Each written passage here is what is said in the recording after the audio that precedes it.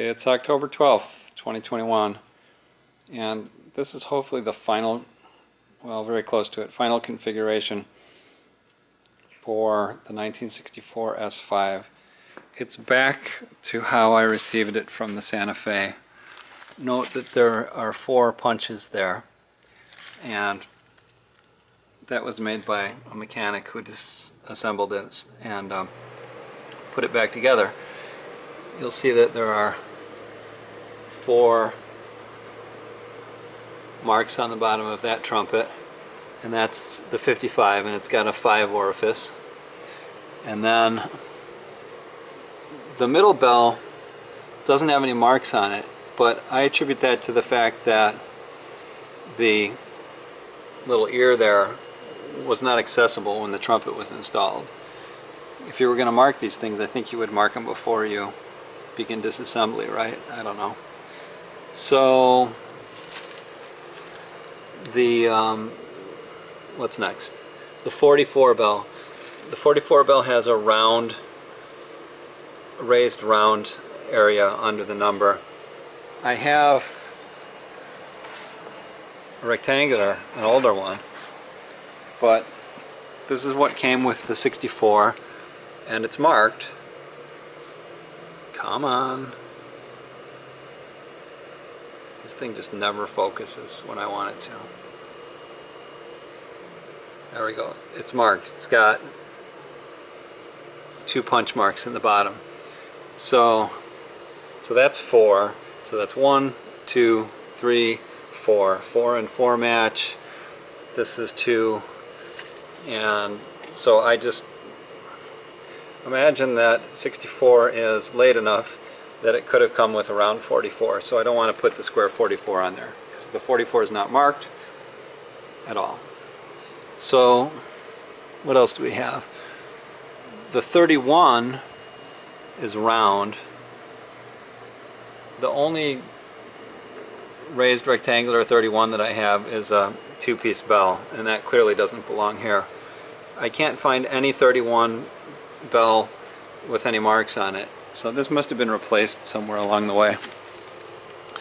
And then the 37 has a rectangular raised area, and I think that's date appropriate for 64 based on what I've seen online, and it's got the mark. I don't know, have we covered them all? I'm so tired.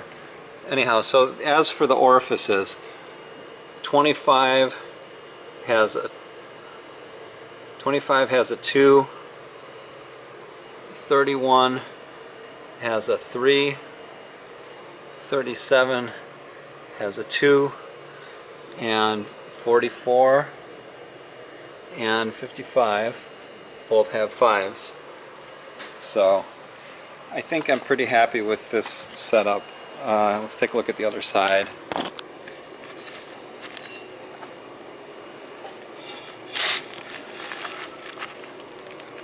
Oh, but first, the power chambers. The leftmost position, which is position 1. I spent all my time waiting for this camera to focus, trying to coax it to just do its job. Anyhow, so I don't know if you can see that, but there's a 1 stamped on the casting there. And then this has a 2 stamped on it. Over here we've got kind of a indefinite number, but I'm going to call it a 3. And then 4 is not marked as far as I can see, and then 5 is marked, but it's upside down relative to the other ones. This middle one is puzzling. Doesn't matter. It's not a 4, so 3 is the only thing that fits. I've looked at all of my tabbed power chambers and I don't have one that has a 4 on it, but this mechanic was clever enough to only mark 1 position of the bracket, because 4 on that leg is completely sufficient. You know everything you need to know. from the 4 marked on that. And maybe he felt that he had no need to mark this power chamber 4 because all the other ones are numbered. So by marking only 4, he's created a unique solution without marking the 5th. I don't know.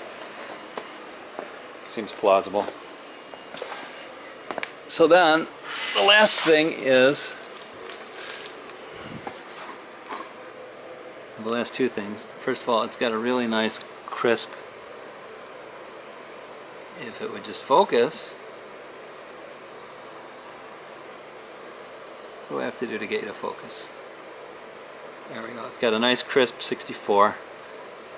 I don't know what this mark is here. There's also a mark here. I don't know if that's a mark or what. And then the tag. It's got a very nice tag, brass, more or less intact, S5T var. So I really like this horn. This is the horn I'm definitely keeping. So that's all I got to say about that.